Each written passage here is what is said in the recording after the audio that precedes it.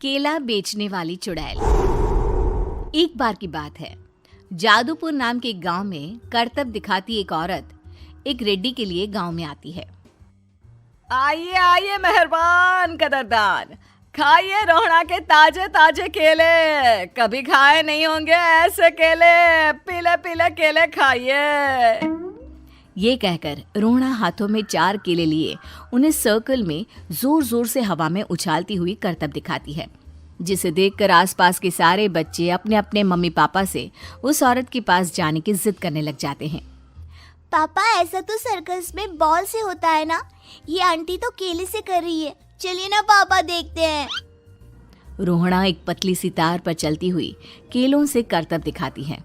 आते जाते सभी लोग बाहर रुककर उसके करतब देखते हैं और वाह वाही करते नहीं थकते। जैसे ही एक आदमी पास आकर उसे पैसे देने लग जाता है, तब वो कहती है, अरे नहीं नहीं साहब, मैं करतब तो बच्चों के मन को बहलाने के लिए करती हूँ। धंधा तो मेरा केले का है। पीछे देखो मेरी रिड्डी, जो भी मेरे केले खाएगा मेरी तरह चुस्त दुरुस्त और तंदुरुस्त हो जाएगा।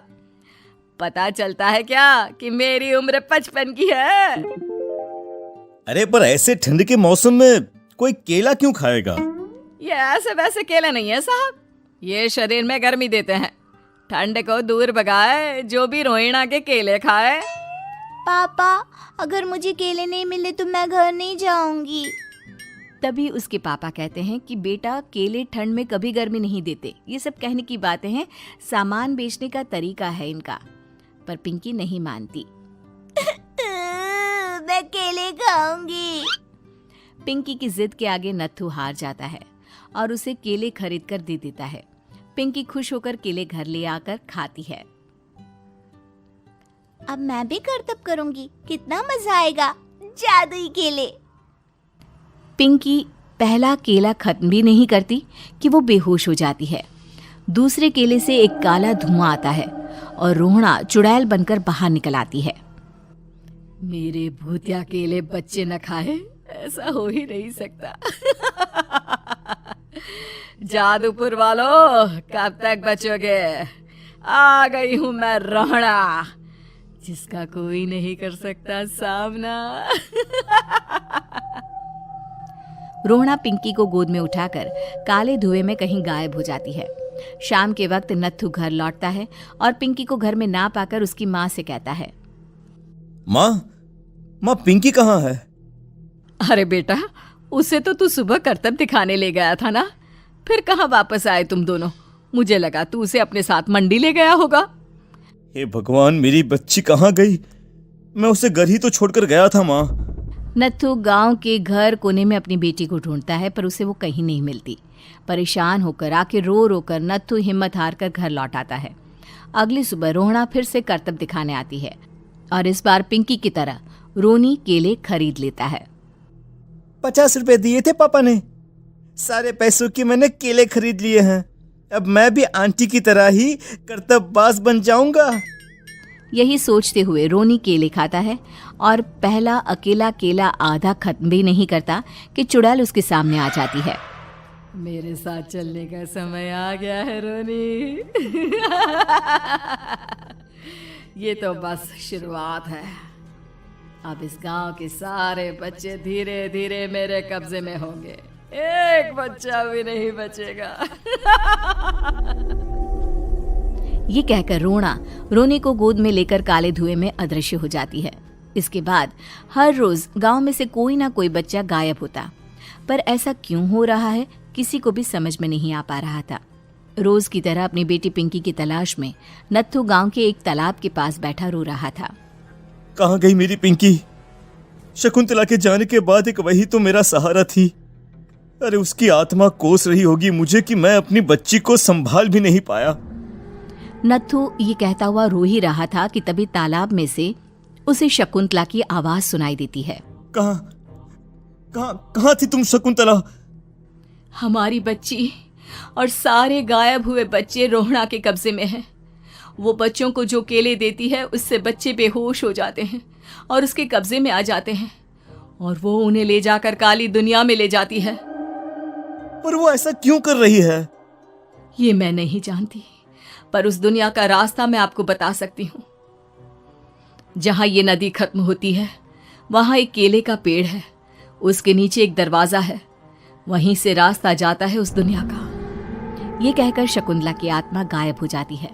गांव के सभी लोग झुंड बनाकर उसी रास्ते से काली दुनिया में चले जाते हैं और वहां देखते हैं कि सारे बच्चे वहां काम कर रहे थे। पापा मुझे ले चलो यहाँ से। पापा पापा। सभी बच्चे अपने मम्मी पापा से लिपट जाते हैं। तो तुम लोग यहाँ तक आ गए? क्यों हमारे बच्चों को पकड़ लिया तूने?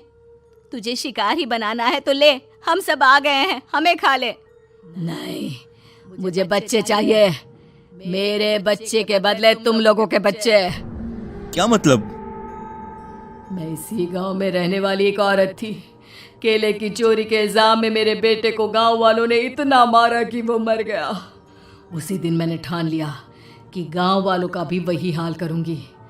कुछ दिन बाद बेटे के चले जाने के दुख में मैं भी मर गई और मेरी भटकती आत्मा एक चुड़ैल बन गई। और फिर मैंने बदला लिया तुम सबके बच्चे छीनकर। बर्दाश्त नहीं कर पाए ना, सोचो मुझ पर क्या बीती होगी। हमें माफ कर दो रोना, पता नहीं ये किसकी गलती थी पर हम सभी माफी मांगते हैं। हमारी खुशियां लौटा दो, तुम भी तो एक माँ हो। गांव वालों की बात सुनकर रोना का मन पिघल जाता है और वो बच्चों को छोड़ देती है।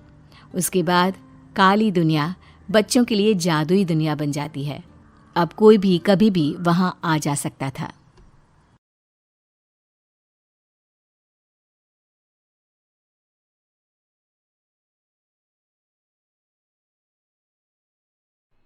खट्टा खाने वाली चुड़ैल। रात को अचानक राधिका मौसी को किचन से कुछ गिरने की आवाज आई। उन्होंने बाहर निकल के देखा तो किचन में उन्हें कोई सफेद साड़ी में दिखा। वो चीख पड़ी, हे भगवान, आलतू जलाल तू आई भला को टाल तू, आलतू जलाल तू आई भला को टाल तू।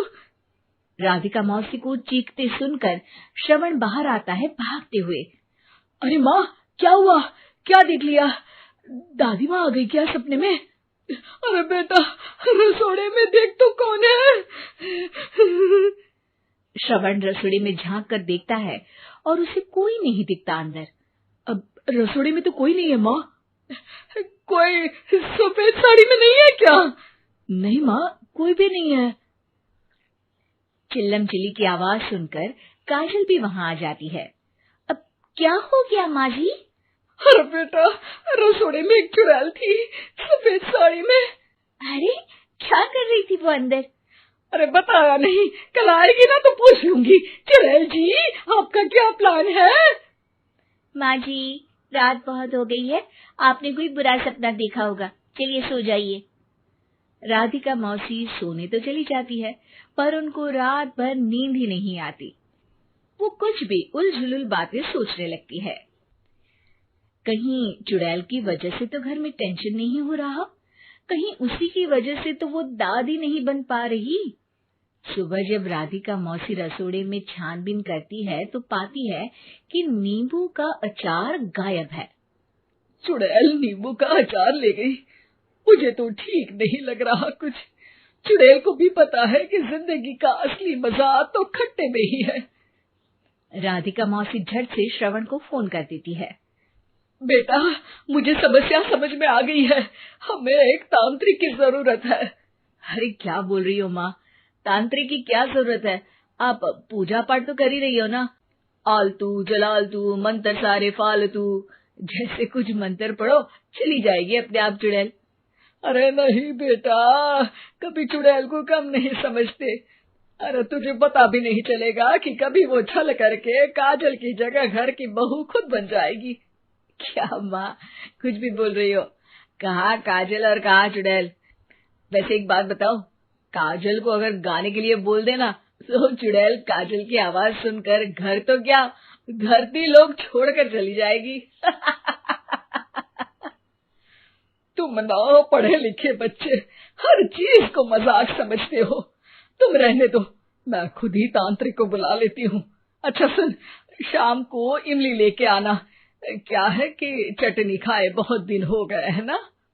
नहीं माँ, इमली तांत्रिक से ही मंगवा लो ना, आटा वगैरह भी उसी से पिसवा लेना। देखो मुझे काम करना है। श्रवण रात को कई तरह की सब्जियों के साथ माँ के कहने पे चटनी के लिए इमली भी ले आया था, लेकिन राधिका मौसी के दिमाग में अलग ही फिल्म चल रही थी। उन्हें अब सिर्फ शक ही नहीं यकीन होने लगा था कि शायद चुड़ैल ने श्रवण पर अपना जाल बिछा दिया था, जिस वजह से श्रवण उनकी बात ही नहीं मान रहा था।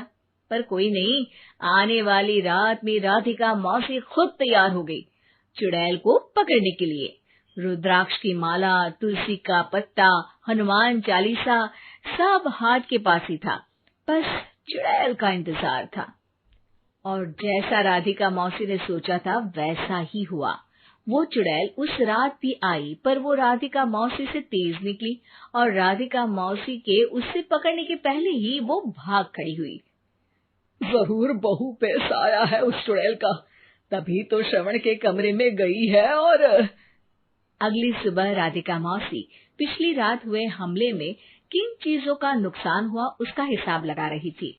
उनके खेमे से एक आम के अचार की शीशी भी गायब हो चुकी थी, और वो इमली भी जो कल श्रवण लेकर आया था।